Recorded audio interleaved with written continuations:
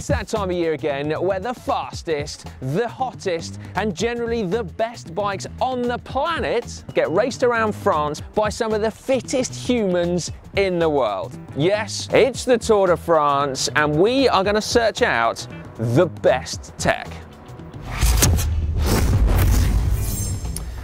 We're going to start with the hottest of the hot, a prototype BMC. Now, this bike first broke cover at the Criterium du Dauphiné, which was a race a few weeks ago, but at the time, it didn't actually have a BMC logo on there, just a giant hashtag create speed on the down tube. Now though, as if confirmation were needed, there's a BMC logo on here. Create speed though is still all over this bike, literally this incredible wrap for Australian rider Ben O'Connor, who's the team's big GC hope. Looks incredible. What's also interesting, as well as the BMC logo, you can see the Red Bull Advanced Technologies logo as well. So they are the engineering department behind the Red Bull F1 team. And so presumably this is a continuation of the collaboration between BMC and Red Bull's F1 team that's already yielded some super exciting tech. Now, presumably then, this bike therefore prioritises aerodynamics, and looking at it, certainly that would seem to be the case. Although picking it up, I've got to say, it is mega light. I've not been allowed to go anywhere near it with some scales. Some of the tube shapes on this are absolutely incredible. The UCIs, you know, continue to gradually relax their strict rules governing the design of bikes. And so the shapes on here that I don't think I've ever really seen before. This super deep head tube, and also the forks as well, which are incredibly striking. Really wide blades, and then this amazing tapered crown here. It's a super cool looking bike. I cannot wait for BMC to release some information about it.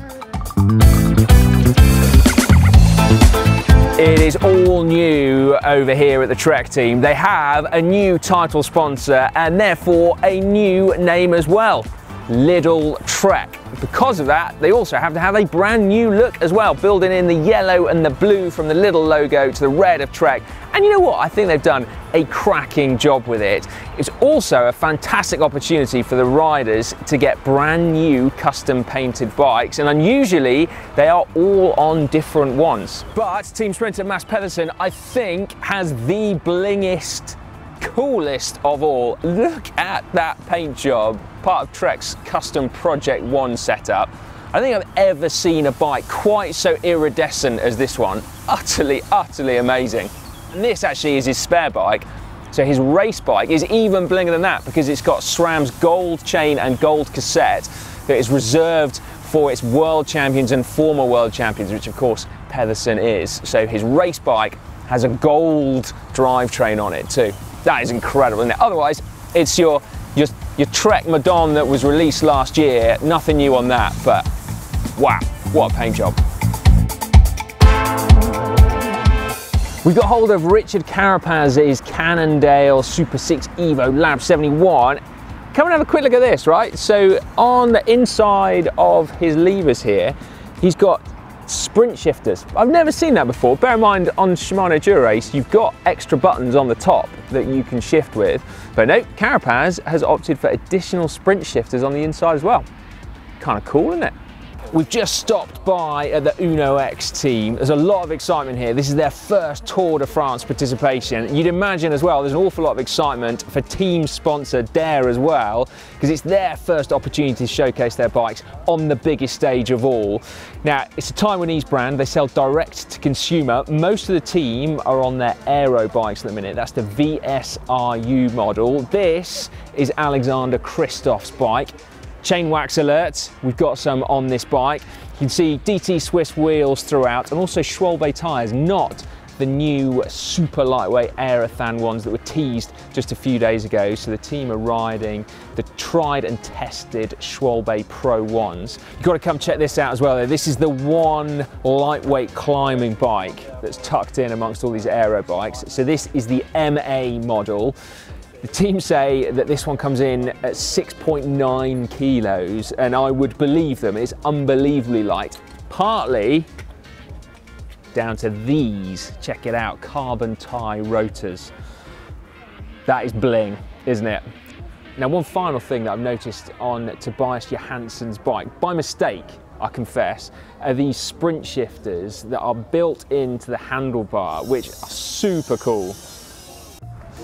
Now, how about this for hot tech? Behind me, it's not Alpecin, but it is just Alpecin. It is their mobile hairdressing salon, which is incredible. So these guys will drive around at the beck and call of the teams and indeed the race officials and give out free haircuts.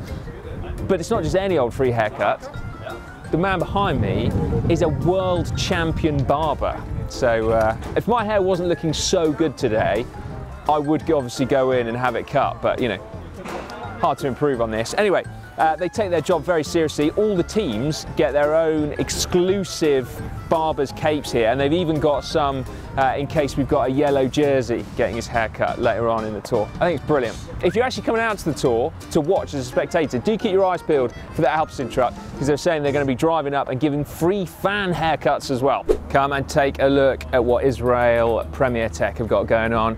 Another fleet of stealth black bikes. These are Factors, as you can see, and they've got a new one. Have a look, the brand new Factor O2 Vamp. Brand new, I say, but actually unreleased, so there is no information about this bike other than what we can glean from looking at it and picking it up. It is mega light. Also, look at that silhouette. Look how narrow the top tube is where it meets the seat tube. That is a thing of beauty. Also, thinking of seat tubes, the seat post actually fits over the top. So this is like an integrated seat mast design, which is really interesting to see that. Normally a weight saving measure.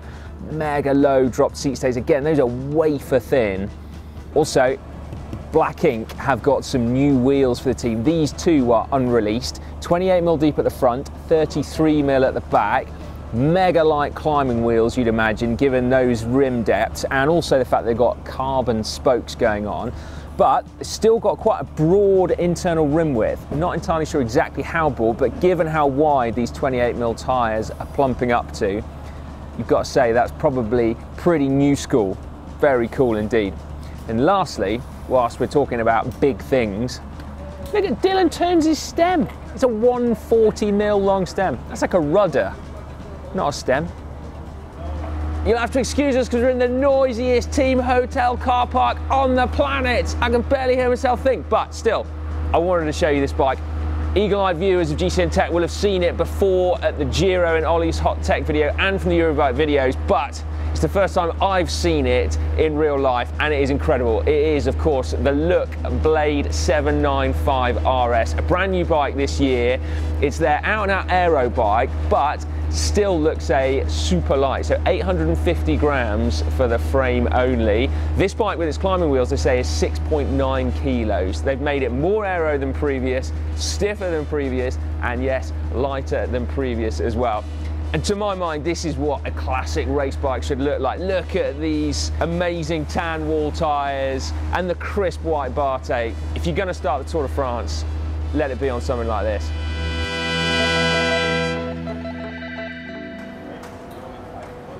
Hello, Mathieu van der Poel's new custom painted Canyon Aeroad. I can't believe I'm actually holding it. It's amazing. It's white.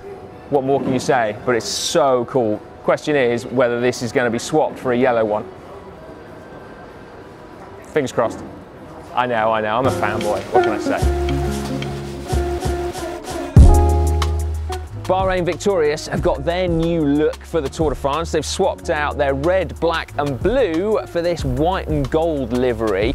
It's a nod, apparently, to Bahrain's pearl fishing and pearl trading history, which I didn't know about. So there you go, job done, Bahrain Victorious. Looks cool too. Look at Mikel Landa's stem. A bit droopy, isn't it? Looks a bit sad, but I think it's a custom one because underneath it's got his name on it, whereas all the others have just got the dimensions.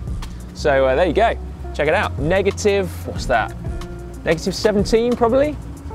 Aero.